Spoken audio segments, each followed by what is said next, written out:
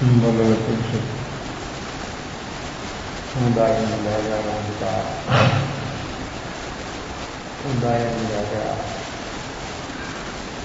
દ્રવ્ય ભાવ નિશ્ચય વ્યવહાર 363 આત્મા વિશેના જે અભિપ્રાયો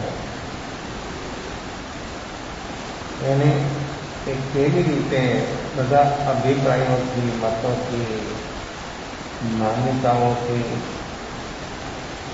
જીવ જ્યાં સુધી ઉપર ન ઉઠે ત્યાં સુધી બુદ્ધિ સમ્યક દર્શન કદી સંભવી શકે.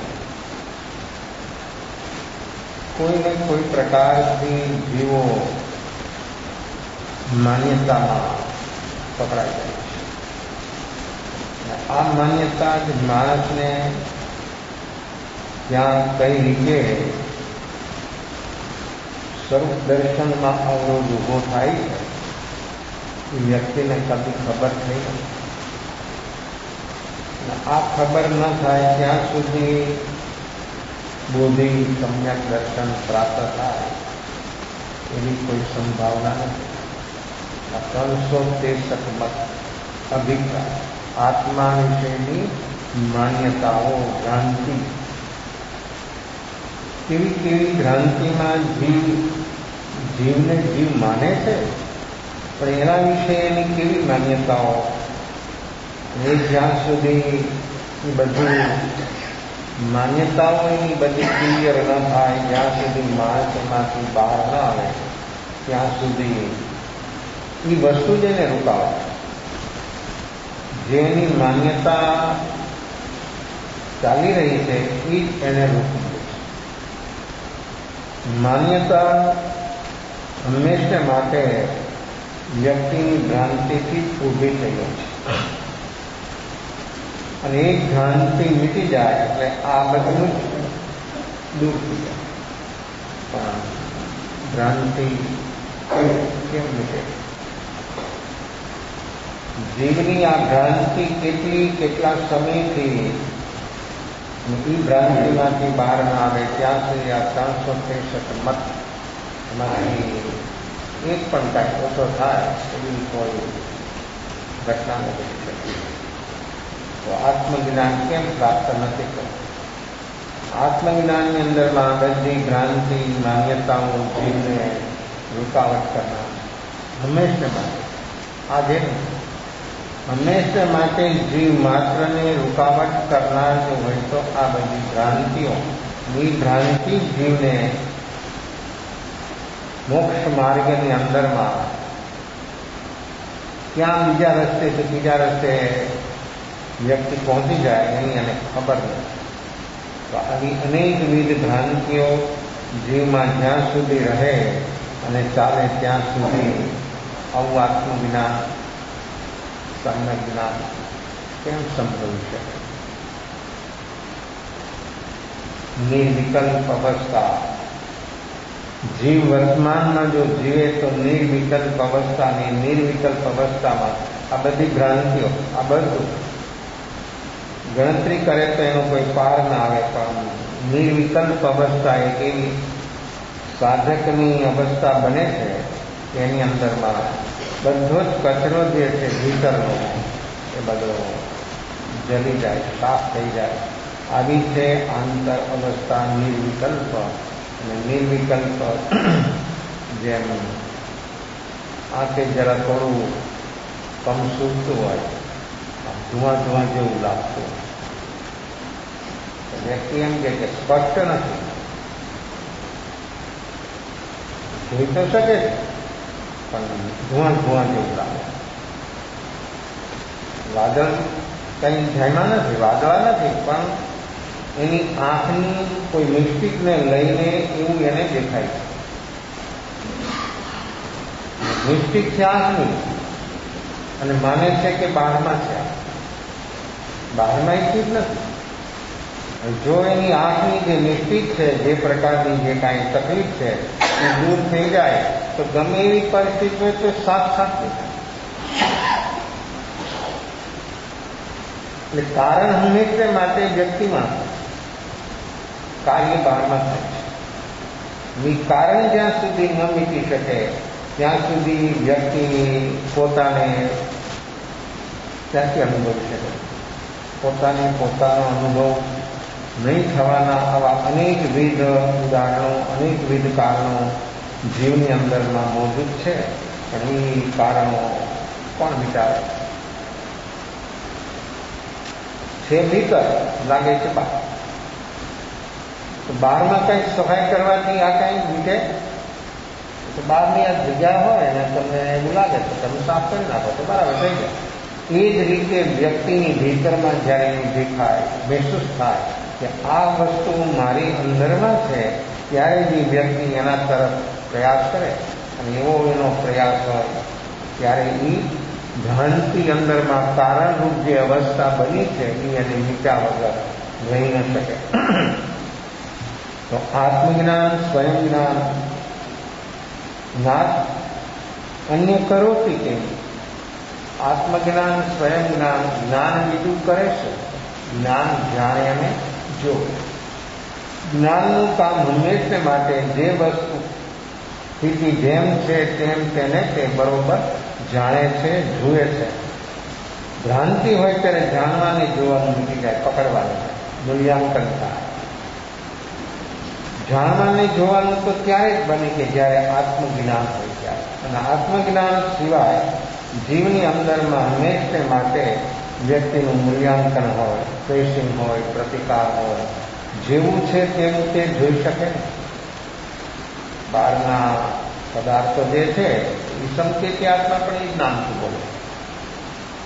બહારની જે છે પદાર્થો, ખાદ્ય કે પદાર્થો, ચાવલને ચાવલ જ બોલે, ઘીને ઘી જ બોલે, સાકરને સાકર જ બોલે. પછી કોઈ ભાષા ફેરથી એનો જે કાંઈ અર્થઘટન કરતો હોય અલગ. મિથ્યાત્વ એમ બોલે, જ્ઞાની એમ બોલે. તો કઈ રીતે એને આત્મજ્ઞાન છે એમ કહી શકાય? પુરુષને પુરુષ બોલે, સ્ત્રીને સ્ત્રી બોલે, ગાયને ગાય, ભેંસને જે વસ્તુ જેમ છે તેમ. અજ્ઞાની પણ બહારની ફૂલ ચીજોને બોલે છે અને જ્ઞાની પણ એમ વાત કરે છે. તો એમાં શું ભેદ? એમાં શું ફરક? બહારથી વસ્તુ છે એ જોવે છે કે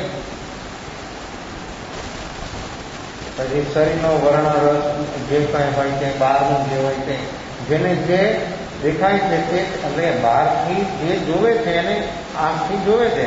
તો આંખનો વિષય છે વર્ણ, કલર. એ જોવે છે તો જે કલર જેવો હોય એવો કે. તો જ્ઞાની પણ કે ને અજ્ઞાની પણ કે. તો એમાં જ્ઞાનીને શું લાભ અને અજ્ઞાનીને શું નુકસાન?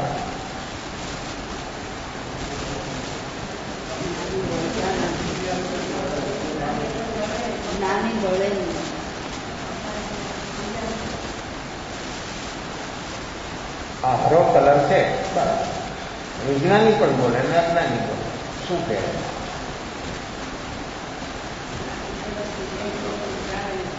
જેને સમ્યક દર્શન હોય, સમ્યક જ્ઞાન હોય, એ દ્રવ્ય, ગુણ અને પર્યાય લીધો.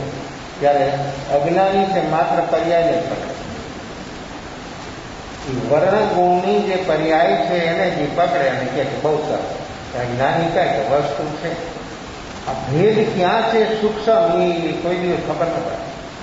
એટલે તો જ્ઞાનીને ઓળખવા બહુ કઠિન છે.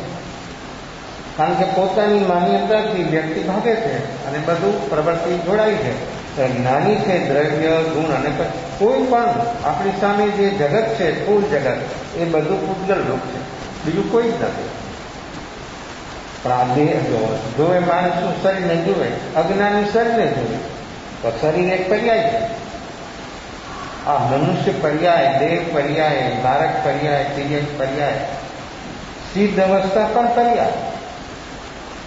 સિદ્ધ અવસ્થાથી સ્વભાવ પર્યાય છે અને આ ચતુર્ગતિમાં જે જીવ છે એ વિભાવ પર્યાય. પણ છે પર્યાય તો અજ્ઞાની પર્યાયને જ મુખ્ય બનાવે.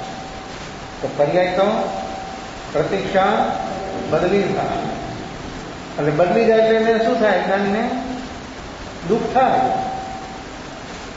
જ્યારે એને અનુરૂપ હતું ત્યારે એને સુખરૂપ લાગે અને જ્યારે એને અનુરૂપ ન હોય, બદલી જાણે તો સ્વભાવ છે એનો બદલવાનો. તો કઈ દુઃખ થાય. તમે જો આ રાગ દ્વેષ ના થાય, આ રાગ દ્વેષ, આ રાગ દ્વેષથી કેમ બચાય? કેમ બચી શકે? આ પ્રતિક્ષણ કર્મ જીવને કેમ થાય છે? શું કારણ છે? જો વ્યક્તિ જ્યાં સુધી આવું દ્રવ્ય ગુણ પર્યાય ન સમજી શકે, અગર એવું જાગૃત સાક્ષીભાવ તેજ ન હોય તો ક્ષણ ક્ષણ પર મૂલ્યાંકન જ છે. ગમે ત્યાં જાઓ તમે, ગમે તે ક્ષેત્ર હોય, ગમે તે વસ્તુ હોય, વ્યક્તિ હોય, ગમે તે માહોલ હોય, પણ વ્યક્તિ મૂલ્યાંકન કર્યા વગર રહી શકે છે? અનિયમ જ છે. કેમ બચે? કેમ બચી શકાય? આ દ્રવ્ય દ્રષ્ટિ ન થાય ત્યાં સુધી પોતે પોતાના શરીર બચપન યુવાની કેટલું સરસ લાગે, બુઢાપો આવે એટલે એ તો પર્યાય છે ઉદ્ગમની, એ બદલવાના સ્વભાવવાળી છે. એને તો જો આ જ્ઞાનનું કામ શું? જ્ઞાનનું કામ છે જાણન ક્રિયા. જોવે, પકડે નહીં. હવે સાથે જ પકડવાનું છે. શું થયું? જો અજ્ઞાન. આ અજ્ઞાન અને જ્ઞાનની અંદરમાં કેટલો સૂક્ષ્મ ભેદ છે. એ વ્યક્તિ જ્યાં સુધી આવું ન જાગરણ કરશે ત્યાં સુધી ખબર થવાની નથી. અને એ પર્યાયને પકડીને પર્યાયને મુક્ત બનાવે ત્યારે જ્ઞાની છે દ્રવ્યને મુક્ત બનાવે કે દ્રવ્ય છે એના આશ્રય એ પર્યાય છે. પણ આ તો એક ક્ષણ જીવી છે, એને પકડાની. અને જો દ્રવ્ય દ્રષ્ટિ ન થાય ત્યાં સુધી સમ્યક દર્શન ન થાય. સંભવે આ દ્રવ્ય દ્રષ્ટિનું ભૂલન જ્યારે અંદરમાં થાય ત્યારે જ બોધિ પ્રાપ્ત થાય અને વ્યક્તિને નક્કી થઈ જાય કે આ મારું સ્વરૂપ છે, આ હું છું, આ પર્યાય નહીં. તો પ્રતિક્ષણ પર્યાયો બધી જ જીવની પણ જો સિદ્ધ ભગવાન છે એની પણ પર્યાય બદલે છે, પ્રતિક્ષણ બદલે. જો આપણે શ્રદ્ધા અને સમ્યક દર્શન કહીએ છીએ એ પણ પર્યાય છે. શ્રદ્ધા ગુણની પર્યાય છે. આપણે જેને કેવળ જ્ઞાન કહીએ છીએ ને જ્ઞાન ગુણની પર્યાય છે. 5 જ્ઞાન, 5 સંકેત, ચારિત્ર, એ બધી સુખ શક્તિ, એ બધી દ્રવ્ય આશ્રિત ગુણ અને ગુણ આશ્રિત પર્યાય. જેવું દ્રવ્ય તેવું ગુણ અને તેવી પર્યાય. દ્રવ્ય શુદ્ધ, ગુણ શુદ્ધ, પર્યાય શુદ્ધ. દ્રવ્ય મલિન, ગુણ મલિન, પર્યાય મલિન.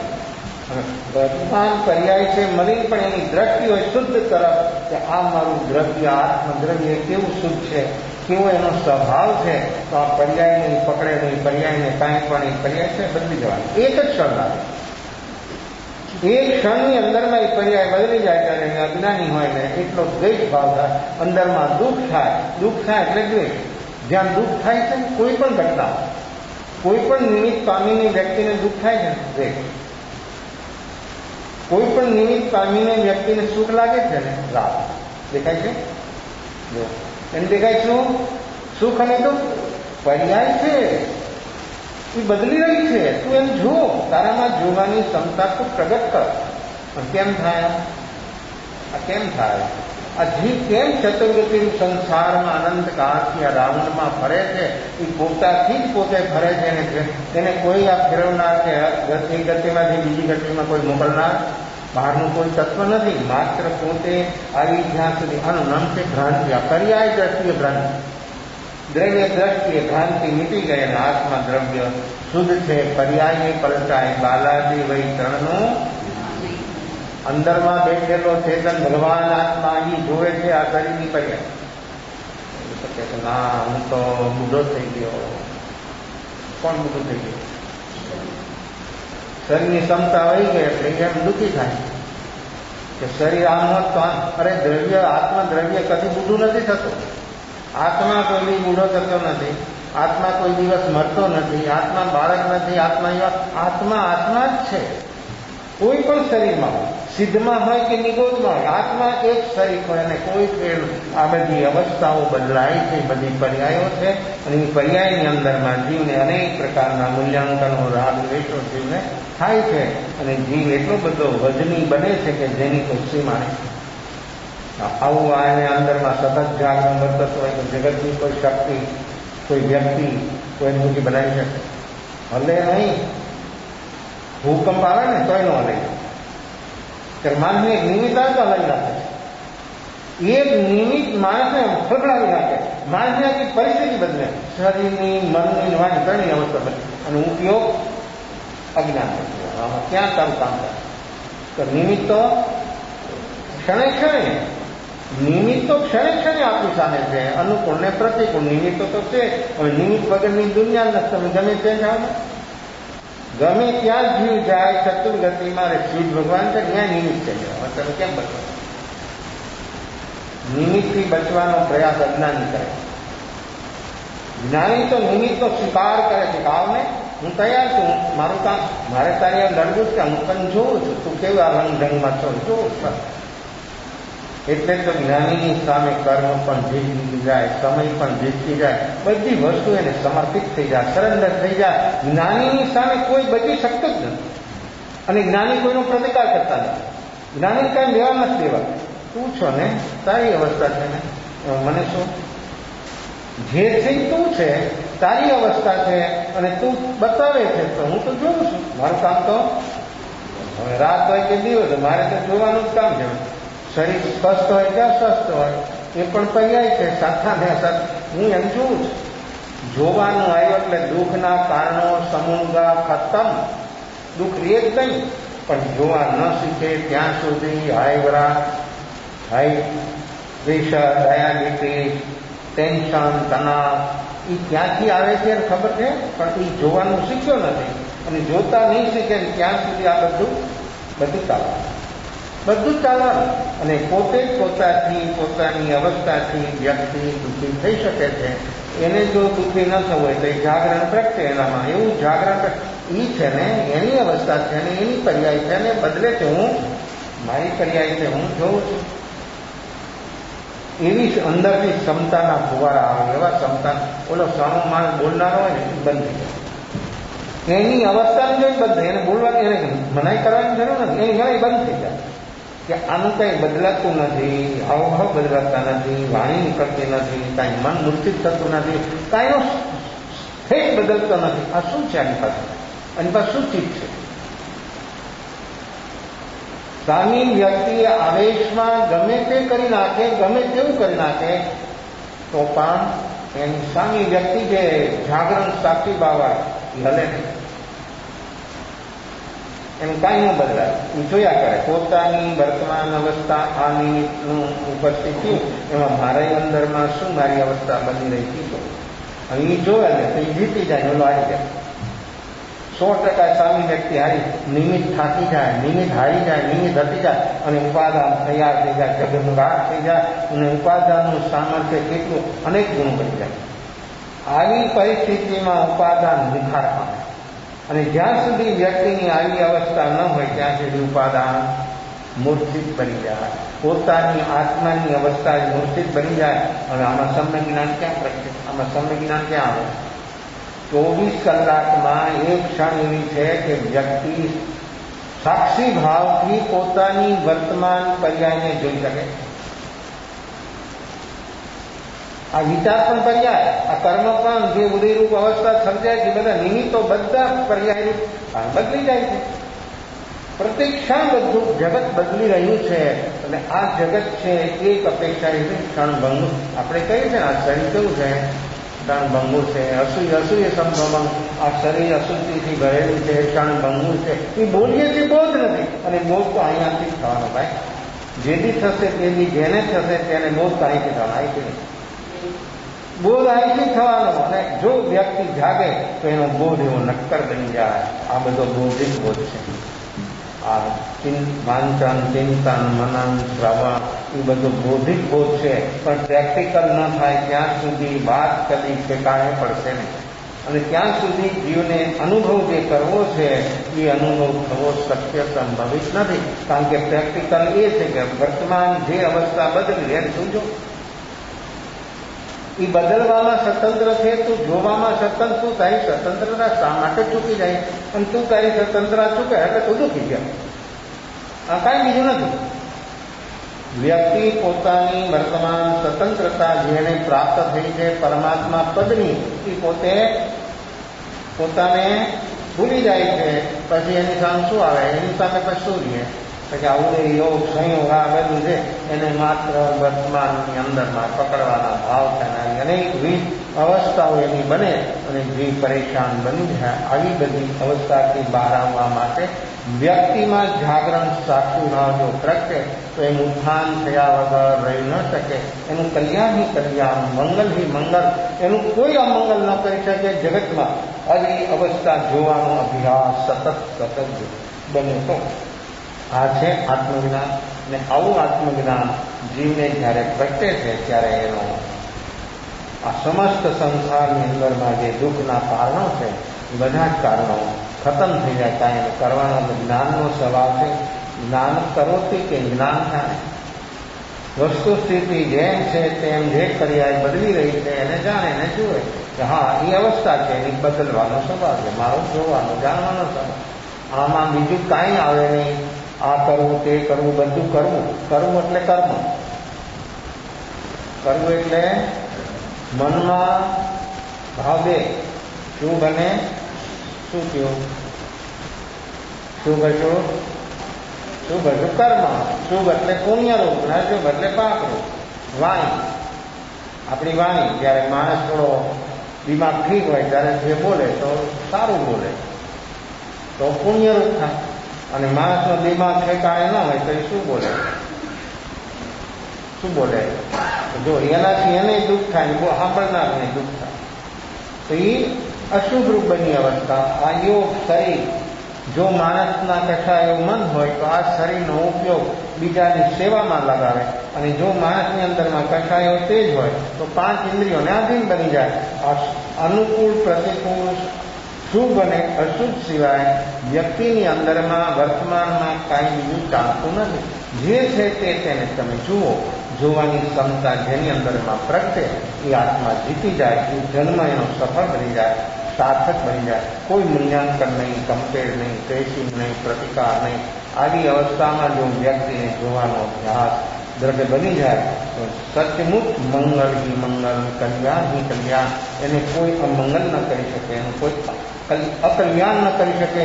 આ જે બધું અમંગલ, અકલ્યાણ અને દુઃખ જે કાંઈ ઊભું થાય છે કે થઈ રહ્યું છે એ પોતાની જોવાની ક્ષમતાનો અભાવ.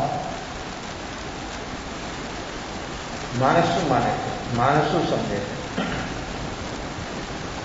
માણસ શું સમજે છે?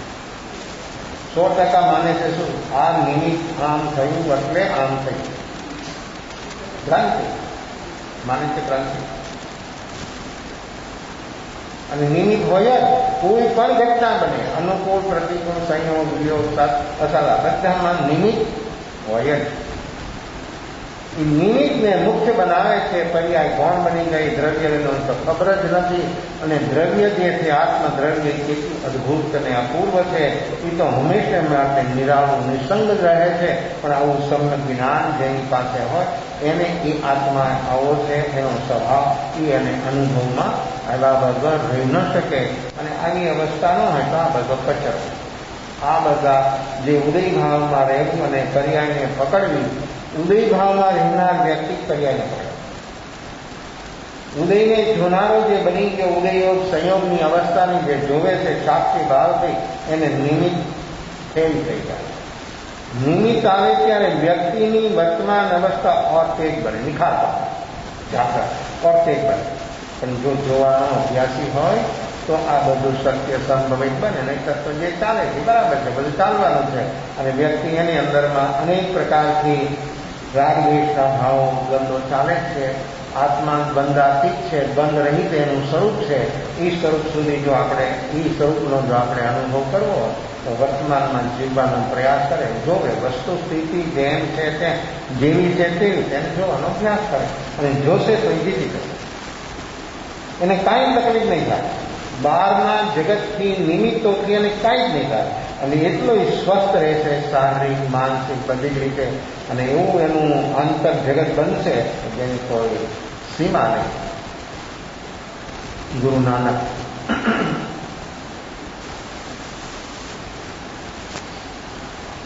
નદી કિનારે બેઠા છે, વૃક્ષની નીચે. એક યુવાન આવે છે, ખૂબ ભક્તિભાવ બતાવે છે, એટલો બધો ભક્તિભાવ સાંભળ્યા કરે છે.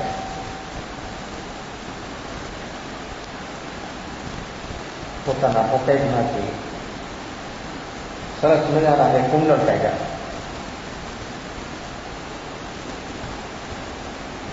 આમ હાથમાં લઈ ગુરુ નાનકની સામે આ સુવર્ણ હીરા ડાયમંડ જડિત આ કુંડળ છે, તો તે હોઈ શકે. ખૂબ ખૂબ આ કુંડળની અને પ્રશંસા કરી, એટલી બધી પ્રશંસા કરી, એક જ શબ્દ તે હોઈ શકે. બસ એક શબ્દ બીજો આવતો નથી, ઓલું બોલે જ જાય છે. અને પછી એટલા બધા ભાવથી ઊભો થઈ અને એના ચરણોમાં મૂકી દે. હું આપણે આ થઈ જાઉં. સુવર્ણ કુંડળ ડાયમંડ લગાવેલા બહુ કિંમતી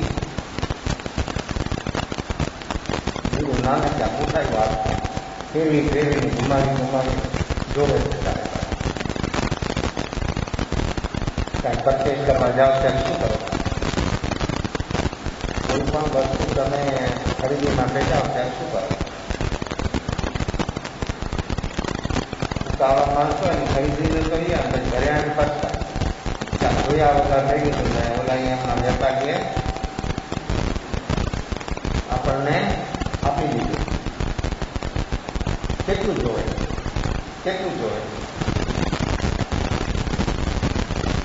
એક કોઈ પણ ચીજ ખરીદી માટે ગયા તો એને કેટલી બધી ચોકસાઈ કરે ખરીદીમાં.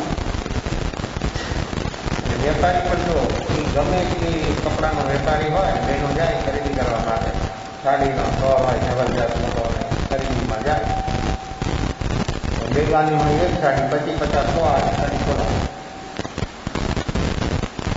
ઢગલો કરી ખોલી જોઈએ જ જાય. એકલા તો જાય બે ત્રણ સાથે, પછી કલર જોવે, ડિઝાઇન જોવે, કપડું જોવે, કેવું મસરાઈઝ છે, કેવું છે. આટલી બધી ખોલાવાની લેની ઊભી થઈ જાય વ્યક્તિ તો વેપારીનું શું થાય? આમાં તો કોઈ પાપડના વેપારી નથી, છે વેપારી પણ બીજા પાપડના કોઈ વેપારી. પણ તમે કોઈ પણ બિઝનેસમાં હો અને કોઈ પણ તમારે ત્યાં ગ્રાહક આવે, ભલે તમે સુવર્ણના વેપારી છો, અલંકાર, સ્ટોક, જ્વેલરી, મોટો શોરૂમ હોય તમારો આખા ગામમાં પ્રખ્યાત, આવે બેનો ખરીદી 2, 5, 10 એક સાથે કરાવે અનેક અલંકાર, કાંઈ વીર નહીં. શું થાય? વેપારીના મનમાં શું થાય? વેપારી શું કરે? બોલે? કાંઈ લેવું નહોતું તો ખોલાયું હું કામ બોલે? એક શબ્દ બોલે અને દેશ જરૂર બદલી જાય પણ બોલે નહીં. કેમ ન બોલે? આ સ્વીકાર છે. જો મજબૂરીથી દુનિયા આખી સ્વીકાર કરે છે. મજબૂરીથી આખી દુનિયા હર વ્યક્તિ સ્વીકાર કરે છે. કોઈ પણ ક્ષેત્રમાં, ઘરમાં, બહારમાં, બજારમાં, કોઈ પણ જગ્યાએ મજબૂરીથી હર વ્યક્તિ સ્વીકાર કરે છે. જાગરણ સાક્ષી ભાવ સ્વરૂપના લક્ષ્યથી સ્વીકાર કરવી થયો. જો એ વેપારી સ્વરૂપ લક્ષ્યથી કામ કરતો હોય ને જો સ્વીકાર કરે તો અહીંયા આત્મજ્ઞાન થઈ જાય, નક્કી થઈ જાય.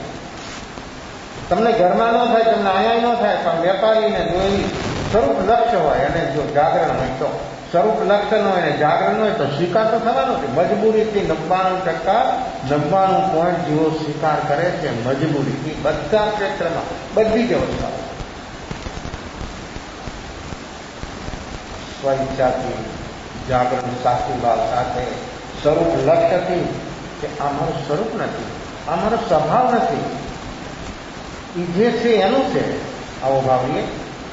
આવા ભાવથી વ્યક્તિ જોવે. ભોજન કરવા બેઠા, તમારા ટેસ્ટનું હોય તો શું થાય અને તમારા ટેસ્ટનું ન હોય તો શું થાય? ચાવલ તો ચાવલ જ હોય, રોટલી રોટલી જ હોય, પણ તમને જે ટેસ્ટનું છે એ બધું દાળ શાક અથાણા એની અંદરમાં તમારો રસ, એ તમારા ટેસ્ટનું ન હોય તો શું થાય?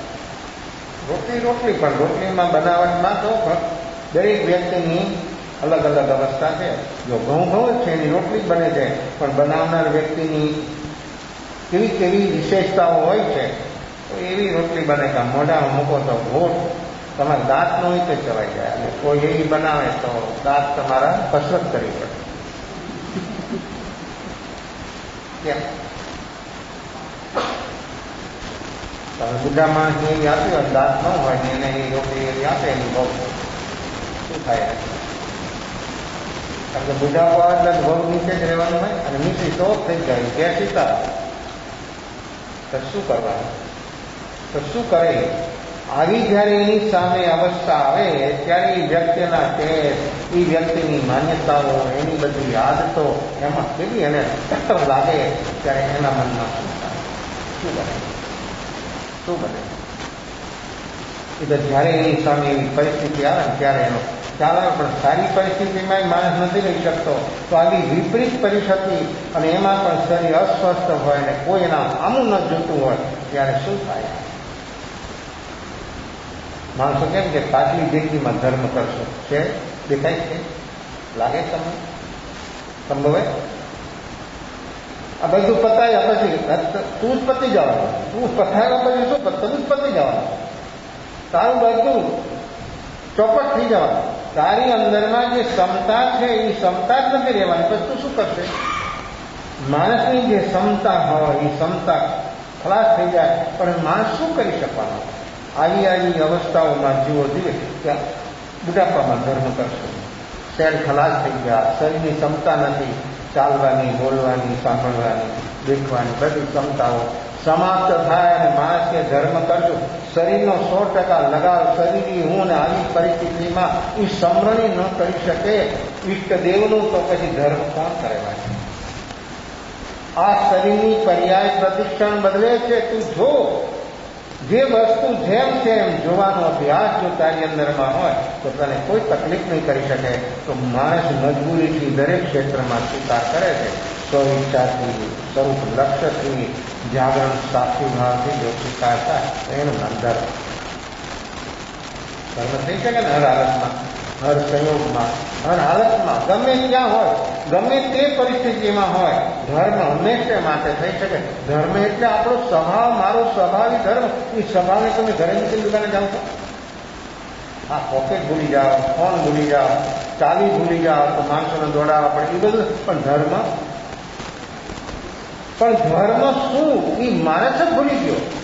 એટલે તો આ બધી તકલીફ છે. જો માણસ પોતે સ્વભાવ, મારો સ્વભાવ, નિસ્વભાવ તે ધર્મ, એ ધર્મ તો હર હાલતમાં, હર સંયોગમાં સાથે જ છે. શરીર છૂટી જશે, શરીર આવી જશે, પણ ધર્મ, સ્વભાવ ધર્મ તો સાથે ને સાથે જ રહેવાનો. આત્મા કોઈ દિવસ એનો સ્વભાવ છોડી શકે? વસ્તુ ખુદગત એનો સ્વભાવ ન છોડે તો પછી આત્મા એના સ્વભાવને કેમ છોડી શકે અને એનાથી કેમ બહાર આવી શકે? એ તો હંમેશા માટે 24 કલાક એના સ્વભાવમાં છે, પણ એના સ્વભાવને એને અનુભવ્યો નથી. એને અનુભવ કર્યો છે પૂતગલના સ્વભાવ, અને એમાં પણ રાગ બેસી, એટલે એને અનુભવ કેમ નથી? આ પૂતગલના પર્યાયની અવસ્થાને જો જોવે અને હોશપૂર્વક જો જોવે તો જરૂર એમાંથી એને બોધ થાય. પણ હોશ ન હોય તો ગમે તે અવસ્થા હોય તો પણ એને બોધ થવો કઠિન છે. તો આવી અનેકવિધ અવસ્થાઓ માણસના જીવનની બને છે. એમાં માણસ જો જાગરણ સાક્ષી ભાવ, આ જો એને સાધનાની પદ્ધતિ અને પ્રેક્ટિકલ જો જીવનમાં આવી જાય તો સ્વભાવરૂપ આત્મધર્મ એ કદી પાછળ નથી, કદી આગળ નથી, સાથે જ છે. હર હાલતમાં, હર સંયોગમાં વસ્તુનો સ્વભાવ જેમ હર હાલતમાં એની પાસે જ છે, એમાં જ છે, અલગ થઈ જ ન શકે. એમ આત્માનો સ્વભાવ તે એનો ધર્મ છે. આ પૂતગલનો સ્વભાવ તે તેનો ધર્મ છે. આત્માનો સ્વભાવ તે તેનો ધર્મ છે. ક્ષમાએ કોનો ધર્મ? પૂતગલનો. ક્ષમા એ મારો ધર્મ છે. હું બોલું છું, આપ લોકો સાંભળો છો, પણ નિમિત્ત આવે ત્યારે એ બધી વાત યાદ રહે છે? કેમ? આ તો બધાના જીવનમાં, બચ્ચાથી બુઢા સુધી દરેક વ્યક્તિના જીવનમાં આ નિયમ જ છે. સામે નિમિત્ત આવ્યું નથી અને અંદરમાંથી પ્રકૃતિ છલાંગ લે, એ કેટલી ઝડપથી બહાર આવે છે એની ખબર ન પડે. તો ક્ષમા એ મારો સ્વભાવ છે, તો ક્રોધ કેમ આવે છે? તો ક્ષમા પોકેટમાં રહીએ, ક્ષમા શરીરમાં રહીએ, ક્ષમા મનમાં રહીએ, ક્ષમા વાણીમાં રહીએ, ક્ષમા આત્મામાં છે. અને એ ક્ષમા જો એનું જાગરણ હોય તો ક્ષમા બહાર આવે તો મન શાંત બની જાય, વાણી શાંત બની જાય, શરીર સ્વસ્થ રહે અને કોઈ તકલીફ ન થાય. ક્રોધનું નિમિત્ત આવે ત્યારે ઓર ક્ષમા નિખાર તેજ બને. એ ક્ષમાને નિર્મળ બનાવવા માટે તો નિમિત્ત છે. આપ લોકો માનો છો, આપ લોકો 100% એમ કહો છો કે ક્રોધ નિમિત્તથી આવે, ક્રોધ નિમિત્તથી ના આવે. એ બેહોશીમાં રહેલી વ્યક્તિ માને છે, બોલે છે, પણ જ્યારે જેની પાસે હોશ હોય એને તો ક્ષમા એની ઓર નિમિત્તથી નિખાર પામે. એટલો જ તૈયાર બની જાય, એટલો સાધક સજાગ છે તો કોઈ પણ નિમિત્તમાં એને ક્રોધ ન થાય. તો ક્ષમા એ મારો સ્વભાવ છે, ક્ષમા એ જ મારો ધર્મ છે. અને ક્રોધ થાય તો ક્રોધ થયો તો શું થયું? શું કર્યું? ક્રોધ થાય છે ને? કેમ થાય છે? બેહોશી ગઈ. પણ થયો એટલે શું થયું? ક્રોધ થયો એટલે નિમિત્ત આવ્યું અને ક્રોધ થયો. શું થયું? એને શું લાભ થયો? ક્રોધ કરનારને શું લાભ થાય?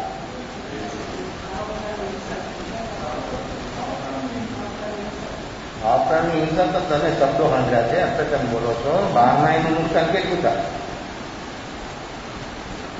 બહારનું નુકસાન પેલા જુઓ, શરીરનું નુકસાન કેટલું થાય, મનને નુકસાન કેટલું થાય.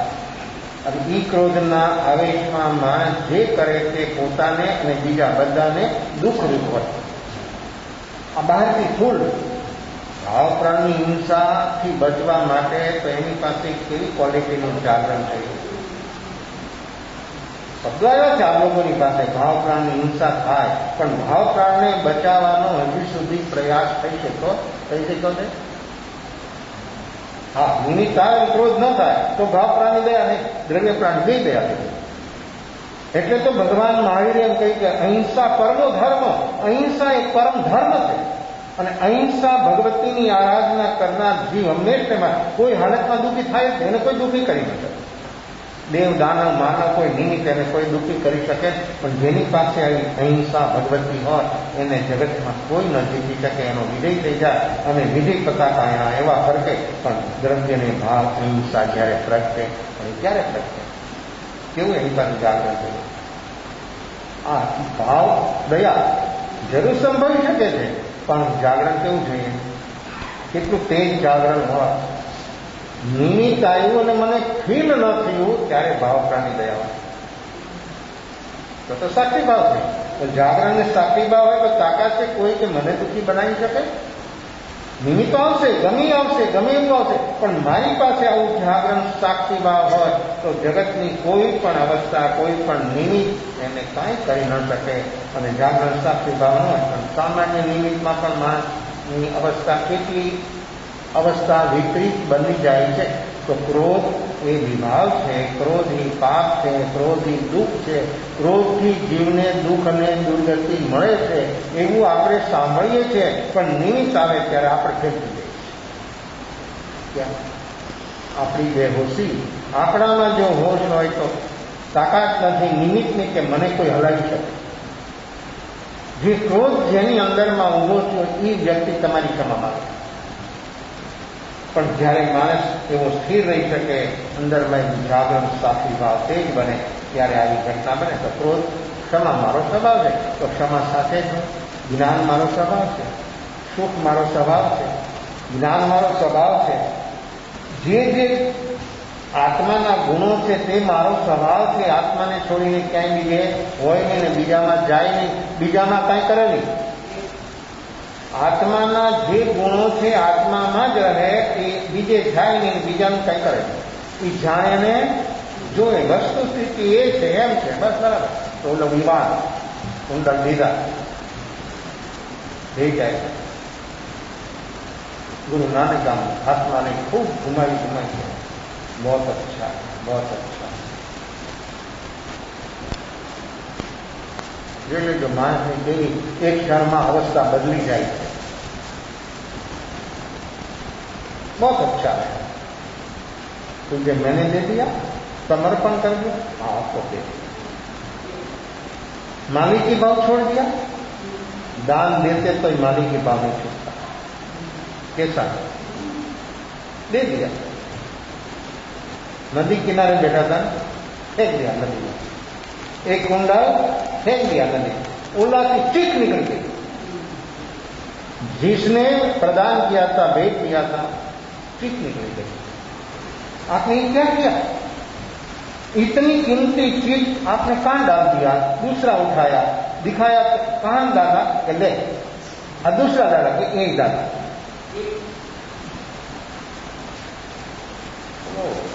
जुबान आग बबलो थी गया।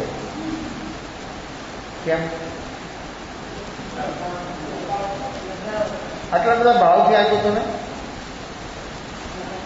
એટલા બધા ભાવ એને અંદર વંચવતા હતા। એક થોડી જ અવસ્થા બદલી ગઈ, એની સામે શું થયું? જેને એને આપી દીધા હતા તો પણ અંદરમાંથી નક્કી છે ને કે લગાવ, એનું એટેચમેન્ટ એ છૂટું નતું। હવે આને જેને આપી દીધા એના કેમ નહીં? તો એને લગાવવા હતા। આ જ્ઞાની અને અજ્ઞાનીનો ભેદ એને આપી દીધા તો પણ એને ઈ કુંડળને મને કોઈ જરૂર નથી, પછી શું કરવા છે? અને પાસે હોય ને રાખો તો પછી એને હાચવવા, પહેરવા કરતા હાચવવાની મુશ્કેલી કેટલી ભાઈ? વસ્તુ તો લઈ આવ્યા, સમયે પ્રસંગે પહેરી પછી રાખવાની, હાચવવાની, એમાં સમય ને શક્તિ વ્યક્તિના કેટલી એની તકલીફ। 2-4 કલાક 6 કલાક એનો ઉપયોગ કરી લીધો, પછી હાચવવાની તકલીફ, એને સંભાળવાની તકલીફ, અને એમાં કંઈક આગુ પાછું થયું તો બધું અંદરમાં આગુ પાછું થઈ જાય, અંદરમાં બધું હલી જાય, અને ક્યાં ક્યાં કેવા કેવા ભાવ થઈ જાય। ઓલો યુવાન રણને લગ્યો, રોને લગ્યો, कैसा भाव, कैसी अवस्था? दे दिया तो दे दिया, फिर आप कुछ नहीं करे, आपकी चीज है, मैंने तो दे दिया, आपकी है, आपकी हो गई, फिर आप मालिक है, आप जो करना हो कर सकते हैं। तो फिर व्यक्ति के भीतर में कैसा मालिकी भाव है? ये मालिकी भाव जहां तक व्यक्ति का नहीं छूटता है, तहां तक अपना काम, निजी काम, एक स्वभाव रूप आत्मधर्म पाना ये कभी संभवित नहीं। ये छोड़ना क्या है? ये मालिकी लगाव, अटैचमेंट, ये जो व्यक्ति का छूट गया तो व्यक्ति कोई भी जगह पर हो इससे कोई तकलीफ नहीं कर सकता, उसको कोई तकलीफ होती नहीं। ऐसा मालिकी भाव सब जगह पर अपने अपना बना दिया है। वो मालिकी भाव से हमको ऊपर उठना है। मालिकी भाव तो तभी जाएगा कि व्यक्ति जब भीतर में जागरण साक्षी भाव उसका तेज होगा, तभी सहज स्वीकार हो जाएगा।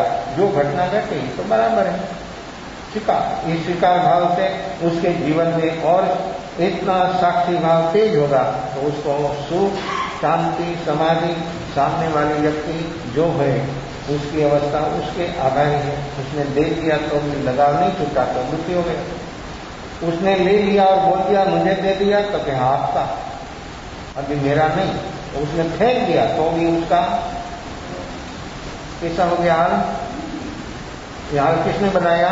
ये वस्तु ने नहीं, ये कुंडल ने नहीं, वो तो गया। समुद्र में कोई अंगूठी फेंक दिया, मिलेगी? देखो मिलती है? चाहे इतना प्रयास करो, फेंक दिया समुद्र में कोई ऐसी चीज तो मिलने वाली तो नहीं है। तो फिर व्यक्ति ढूंढता तो है। ये पंच माया में ये बोधि, ये सम्यक दर्शन, ये कैसा है? ये महारत्न, महामूला रत्न, ये चतुर्गति संसार, संसार एक सागर है। इस सागर में मनुष्य जन्म फेंकने जैसा नहीं है, ये संभालने जैसा है। और जो व्यक्ति संभाल कर उसको देखे तो कैसा रत्न है, कैसा महामूला रत्न, मनुष्य जन्म इतना कीमती है तो उसी से भी ज्यादा कीमती चीज जो है उसको उपलब्ध हो सकती है। ये मनुष्य जन्म से वो सत्य संभवित है, लेकिन जहां तक व्यक्ति जागेगा नहीं तहां तक वो चीज मिले ऐसी कोई संभावना नहीं है। तो एक 5वां आरा में व्यक्ति जो जागे तो समुद्र में फेंकी चीज मिलना संभव नहीं है, लेकिन व्यक्ति जो एक समय था क्या आता फिर हाथ धोते कथरोट होते तो हाथ धोते तो अंगूठी सरक गई वही गई कथरोट में, उसमें पानी तो कितना थोड़ा सा ही होता है, हाथ डालते ही अंगूठी मिल जाती है, कितने आसानी से मिल जाती है। निकल गई, हाथ डाला तो मिल गई। समुद्र में डाल दिया तो मिलेगा कभी? संभव नहीं है। तो ये कथरोट में जैसे हाथ धोते धोते अंगूठी निकल गई और मिल जाती है आसानी, ऐसे पंचमारा में अल्पायु सब कुछ विषमता होने पर भी व्यक्ति जो जागेगा तो कथरोट से अंगूठी मिले ऐसा सम्यक दर्शन व्यक्ति को मिलेगा। किसको मिलेगा? किसको प्राप्त होगा? ये आसान कितना है मैं दिखा रहा हूं, और विषमता कितनी है अपने भीतर, ये समुद्र जितनी है, तो भी व्यक्ति ये वर्तमान में जो देखेगा नीच स्वरूप का और नीच स्वरूप की अवस्था जो उसको अनुभव में लानी हो, तो इतनी सुगम है, इतनी इजी है ये चीज प्राप्त करने के लिए। तो व्यक्ति के भीतर से क्रोध, मान, माया, लोभ, राग, द्वेष ये सब कहां चला जाएगा? एक क्षण में विलीन हो जाएगा, बाष्पीभूत हो जाएगा। लेकिन व्यक्ति के भीतर में ऐसा तेज जागरण, साक्षी भाव जब होता है तब ये बात संभवित हो सकती है, तभी वो घटना घट सकती है। उसके बिना ये घटना घटे ऐसी कोई संभावना नहीं है। तो हम वस्तु स्थिति जो है रहने दो, लगाव से ऊपर उठना है। तो लगाव से तो तभी ऊपर उठेगा जब ये जागरण साक्षी भाव। रामकृष्ण उसके पास एक भक्त रोज आता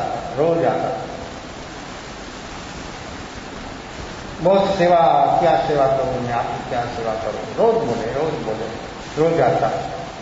इतनी भक्ति दिखाते, आंखों भी गिल्ली हो जाती बोलते बोलते, ऐसा भाव उसका। रामकृष्ण बोले कि कभी देखेंगे क्या? अभी देखेंगे, बस वही जवाब उसका। एक दफा वो आदमी 1000 स्वर्ण मुद्रा की थैली लेकर आ गया।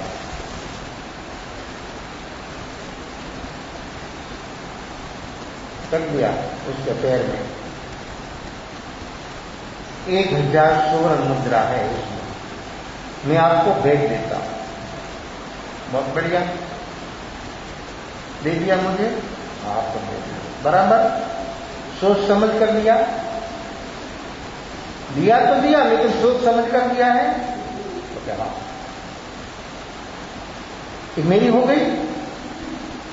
तुमने छोड़ दिया तो तुमको कुछ नहीं होगा, मैं आपको दे दिया है, आप उसका जो उपयोग करो आपका। आज्ञा किया उसको, बुढ़ा के जा लेकर गंगा में डाल दे। 1000 स्वर्ण मुद्रा की थैली उसको बोला कि जा गंगा में डाल दे। गंगा मैया को भेंट कर दे। मैंने बोला नहीं, मैंने दे दिया आपको तो मेरी आज्ञा है कि मुझे जरूर नहीं है तो गंगा में डाल दे। आज्ञा हुई, क्या करना? थोड़ा झिझक गया, उठा, हाथ में लेकर चला गया गंगा किनारे पर। दक्षिणेश्वर में उसका जो काली का मंदिर था वो गंगा किनारे पर था। तो गया आदमी, जाकर बैठा रेत में आराम से। सुवर्ण थैली जो थी वो खोली, उसने रखी थी 1000 बिल्कुल गिनती कर डाली थी। फिर खोलकर उसको लिया, हाथ में देखा, घुमा घुमा कर, एक एक को लेकर देखता था, घुमा घुमा कर। आप भी कोई वस्तु लाए बाहर से कीमती चीज, तो फिर खुद देखते, घर के सब मेहमान को दिखाते, दूसरा आते तो दूसरों को दिखाते, और फिर दूसरा आदमी आया और उसने प्रशंसा किया कि बहुत अच्छी चीज है, बहुत अच्छी चीज है, आप कहां से लाए? बस इतना जो बोले तो आपका रोम रोम पुलकित हो जाता है। क्यों? ऐसा क्यों होता है? एक वस्तु की सामने वाली व्यक्ति कोई प्रशंसा करती है तो भी व्यक्ति का रोम रोम ऐसा पुलकित हो जाता है। क्यों? वस्तु की प्रशंसा में व्यक्ति को ऐसा क्यों होता है? ये वस्तु है, कोई प्रशंसा करे तो उसमें मुझे क्या होना? कितनी अलग है, शरीर तो थोड़ा नजीक है, ये तो कितना दूर है। तो इस दूर रही हुई चीज को कोई प्रशंसा करे तो व्यक्ति के भीतर में कैसा होती? गुदगुदी होने लग जाती है। क्यों? लगाव, उसका नाम लगाव। ये लगाव कितना है, कैसा है, वो व्यक्ति को ऐसी ऐसी अवस्था में मालूम हो जाता है। वो आदमी बैठा आराम से हाथ में लेता और घुमा घुमा कर देखता, एक एक जानता। आप लोग भी बीच पर जाते, कंकर लेते, छिपला लेते, फिर एक एक फेंकते बैठे बैठे। बच्चा बच्चा का काम में लग जाते, आप आपके काम में लग जाते, लेकिन हर व्यक्ति बैठा नीचे तो कुछ न कुछ हाथ में लेता। बहुत समय लगा, एक एक एक एक फेंकना, एक अच्छा कितना समय लगे? इसे भेजा है आदमी को कि जा देखो वो आदमी का क्या हुआ। तो बैठा था आराम से एक एक लेकर।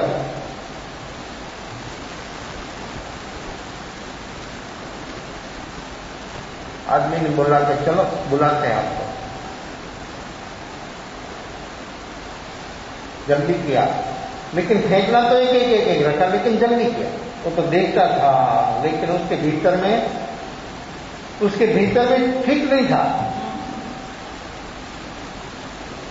कैसी अवस्था है। निमित्त आने पर वस्तु को छोड़ने में जब आती है और अंत समय जब ये आता है तब व्यक्ति की अवस्था क्या होती है? एक चीज को भी छोड़ना, इतनी लिमिटेड चीज छोड़ने में भी व्यक्ति को इतना दुख होता है। तब जब अंत समय आता है, आयु पूरा होता है, तब व्यक्ति को कितना दुख होता है। क्यों?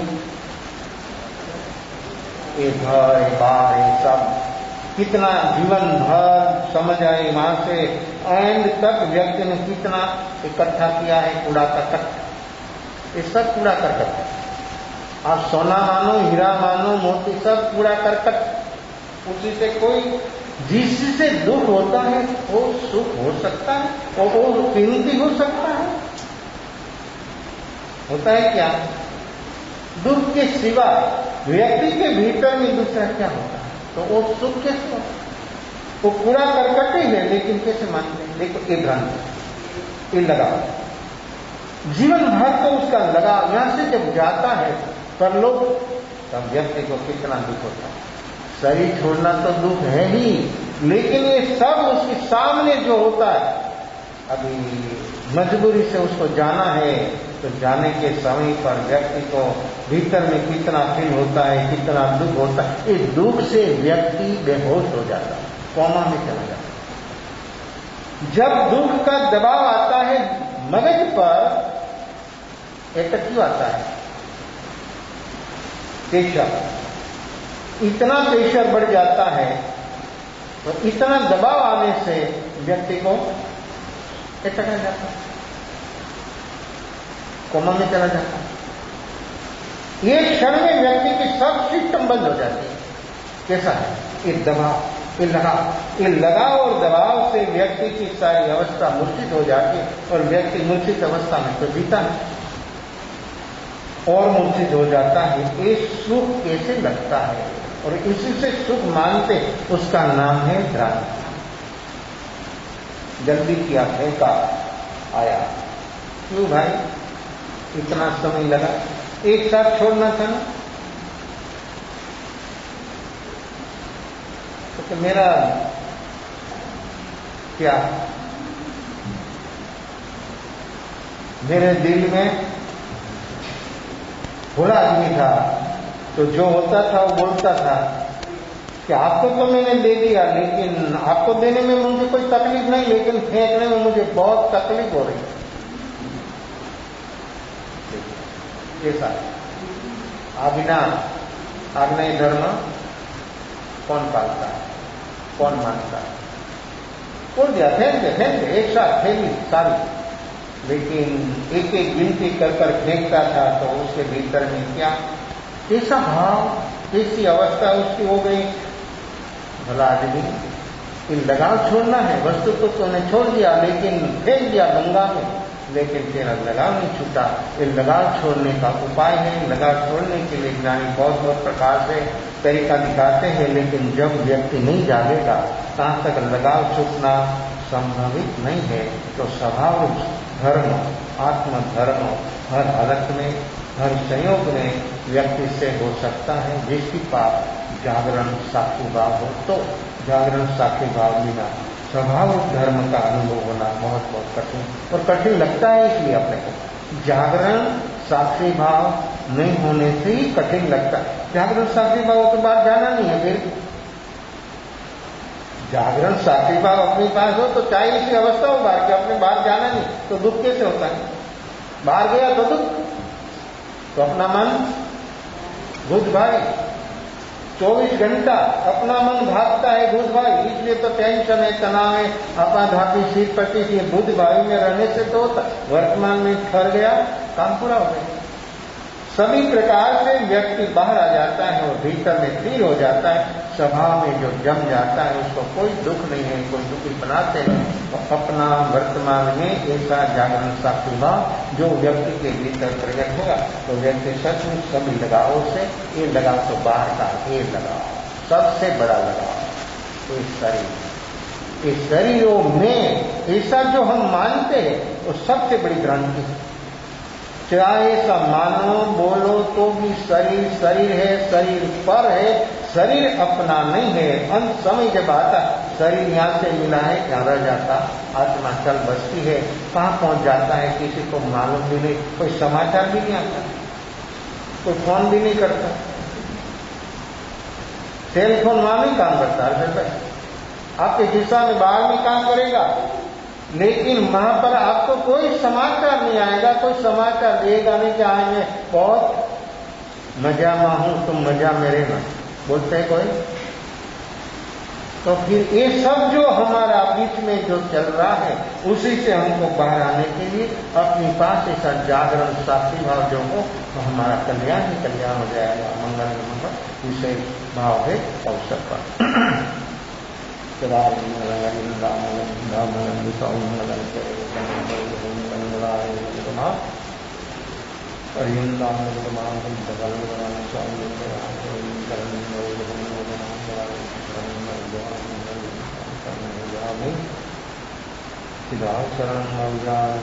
शरण नवजान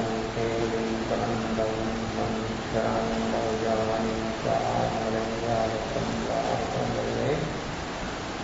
बहुसागर मानय सकल कामनाय नमो सकलां सुबलिमनं भावगुरुया संसारं शरणं शरणो जय नरनारायण अक्षय अविचलतनो